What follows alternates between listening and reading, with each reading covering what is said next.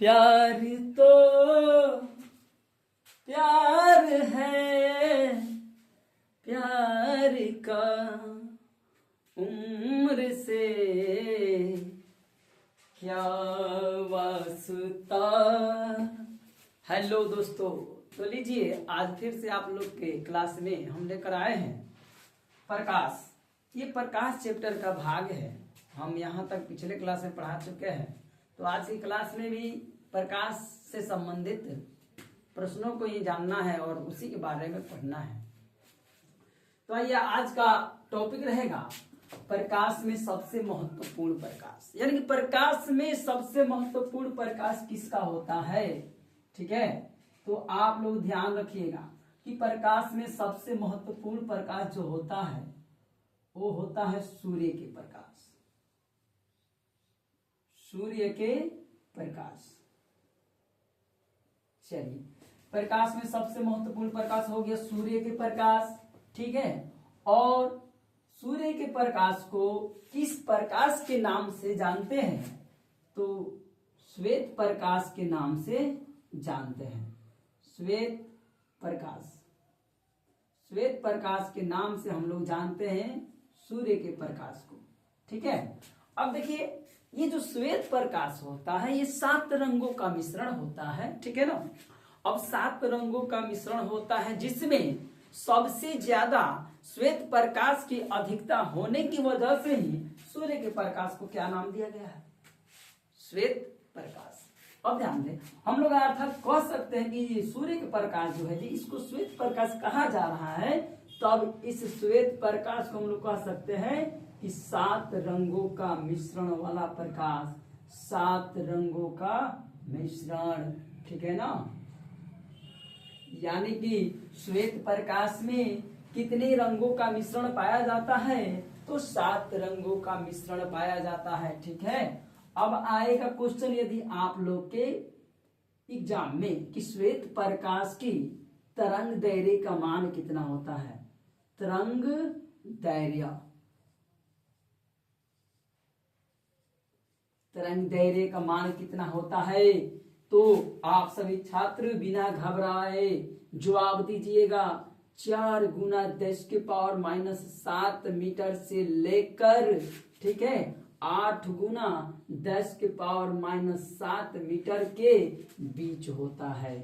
ठीक है, यानी कि सूर्य के प्रकाश को क्या नाम दिया गया, श्वेत प्रकाश। श्वेत प्रकाश कितने रंगों का मिश्रण, तो 7 रंगों का मिश्रण।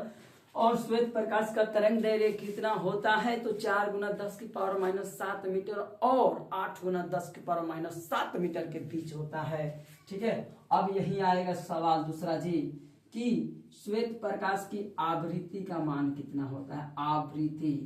ठीक है, तो श्वेत प्रकाश की आवृत्ति का मान याद रखिएगा 3.5 गुना 10 के पावर 14 से हर्ट्ज, इसको हर्ट्ज बोलते हैं, यानी 3.5 गुना 10 के पावर 14 हर्ट्ज से लेकर 7.5 गुना 10 के पावर 14 हर्ट्ज के बीच, हर्ट्ज के बीच। एच और जेड, एच और जेड।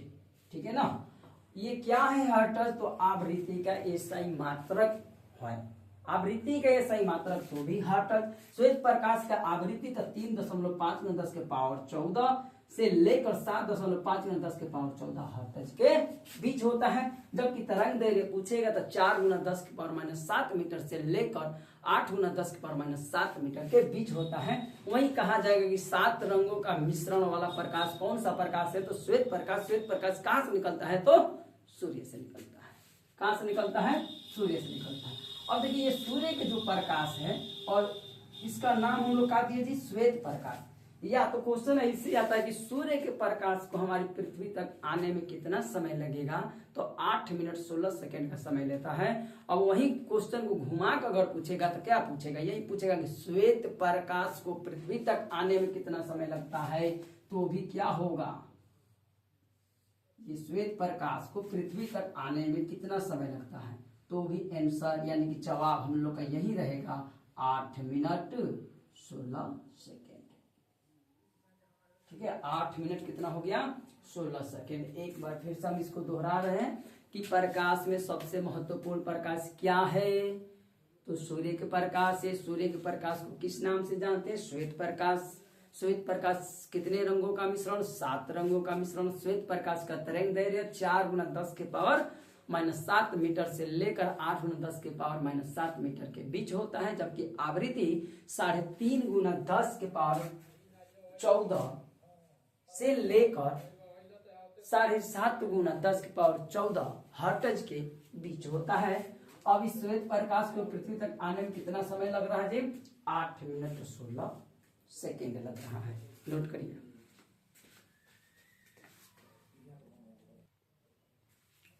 चलिए अब देखते हैं, इसको मिटा देते हैं, नीचे लिखने में मजा नहीं आता है।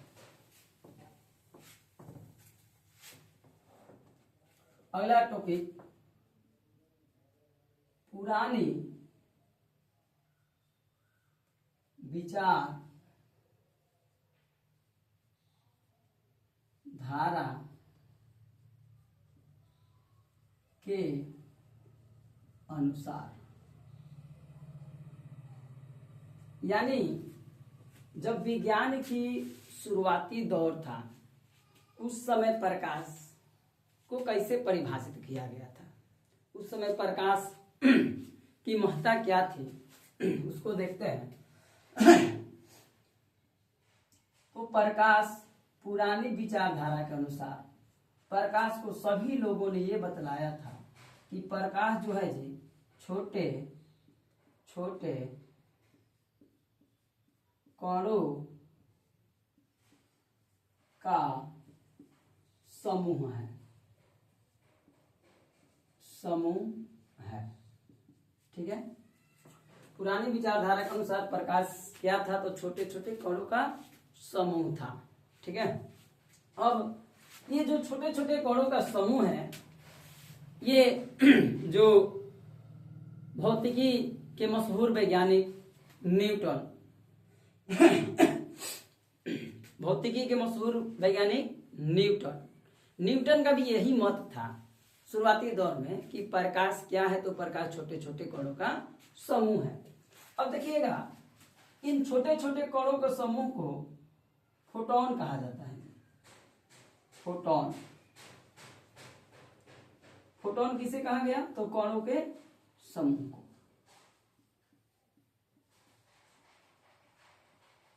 कणों के समूह को हो गया, यानी कि प्रकाश पुरानी विचारधारा के अनुसार कैसा था, तो छोटे छोटे कणों का समूह, और इन्हीं छोटे छोटे कणों को क्या कहा जाता है, तो फोटोन कहा जाता है। और भौतिकी के मशहूर वैज्ञानिक न्यूटन का भी यही मत था कि प्रकाश क्या है, तो छोटे छोटे कणों का समूह है। लेकिन अगर वर्तमान की बात किया जाए कि प्रकाश क्या है, तो हम लोग कह सकते हैं कि प्रकाश एक ऊर्जा है, और वर्तमान में प्रकाश की प्रकृति कैसी है, तो आप लोग बतलाइएगा, दोहरी। ठीक है, प्रकाश की प्रकृति कैसी है, तो दोहरी होने का वजह क्या है, तो दोहरी होने का वजह एक ही है जी, एक होता है तरंग और दूसरा होता है कण। यानी कि यही दो वजह है कि प्रकाश की प्रकृति दोहरी होता है। यानी कहने का मतलब प्रकाश की जो कणें हैं कभी तरंग के समान व्यवहार करता है, तरंग के रूप में आगे बढ़ता है, कभी कण के रूप में भी आगे बढ़ता है। इसीलिए प्रकाश की प्रकृति को हम लोग कह सकते हैं कि दोहरी होती है। अब ध्यान ये रहा कि प्रकाश कब तरंग के समान व्यवहार करता है और कब कण के समान व्यवहार करता है। तो प्रकाश जब किसी माध्यम में गमन करे, प्रकाश जब किसी माध्यम में गमन करे तो तरंग के समान व्यवहार करता है। यानी कि प्रकाश जब किसी माध्यम में गमन करती है तो तरंग के समान गुण व्यवहार करती है, और वहीं प्रकाश जब किसी वस्तु से टकराकर गमन करती है तब कण के समान गुण व्यवहार करती है। यानी कि तरंग के लिए हम लोग बना सकते हैं ये माध्यम में गमन कर रही है, एकदम सिंपल। निर्वात में गमन कर रही है तो हम कहेंगे तरंग के समान गुण व्यवहार कर रही है। वही वस्तु यानी कि प्रकाश जब किसी वस्तु से टकरा कर प्रतिक्रिया करेगी तो हम कहेंगे कि कण के समान गुण व्यवहार कर रहा है।